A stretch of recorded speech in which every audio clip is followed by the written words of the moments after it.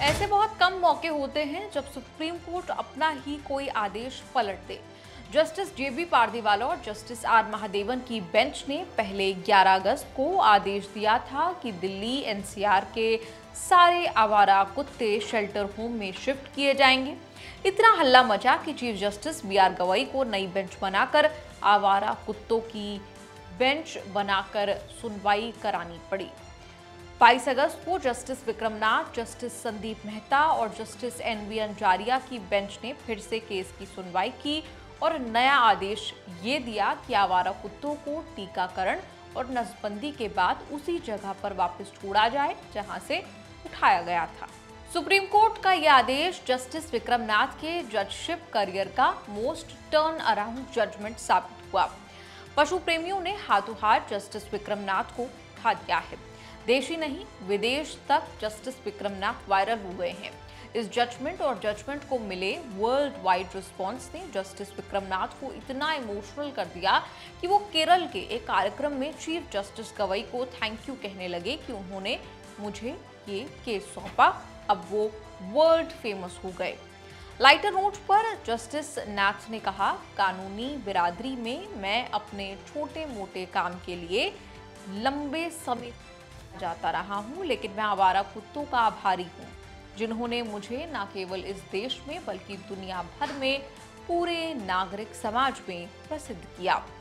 Justice Vikram Nath ने अपने 20 साल के जज करियर में 100 से ज्यादा जजमेंट दिए होंगे।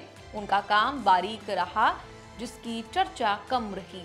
वो बहुत कम चर्चा में रहने वाले जजेस में से हैं। उन्होंने क्रेडिट दिया जाता है कि उन्होंने सबसे पहले हाई कोर्ट की सुनवाई की लाइव स्ट्रीमिंग का ऑर्डर दिया था। जस्टिस नाथ ही गुजरात हाई कोर्ट में कोर्ट कार्यवाही की लाइव स्ट्रीमिंग कार्यवाही शुरू कराई।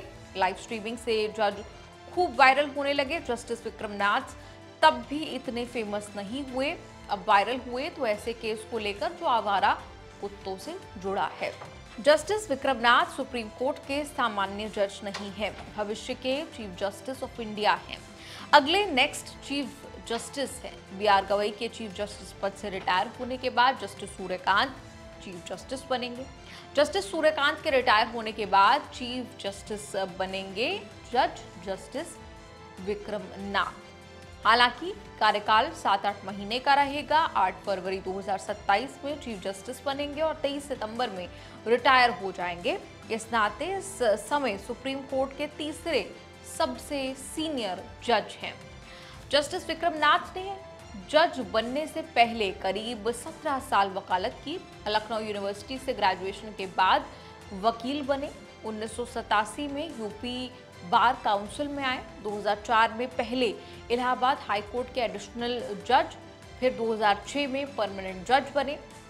2019 में उन्हें बड़ा प्रमोशन मिला जब गुजरात हाई कोर्ट के चीफ जस्टिस नियुक्त हुए।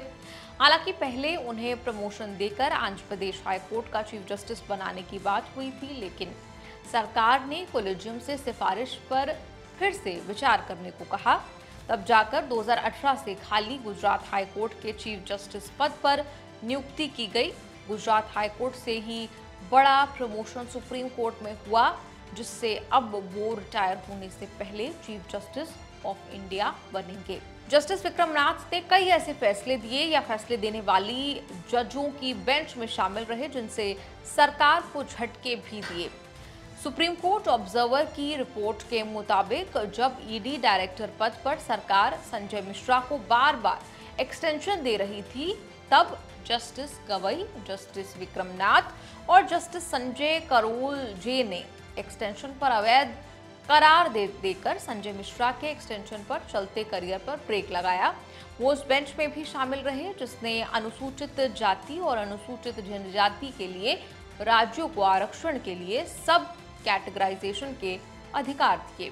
जस्टिस विक्रमनाथ उस संविधान बेंच के जज हैं जिसने ये रूलिंग दी कि सुप्रीम कोर्ट के पास तलाक देने की शक्ति है।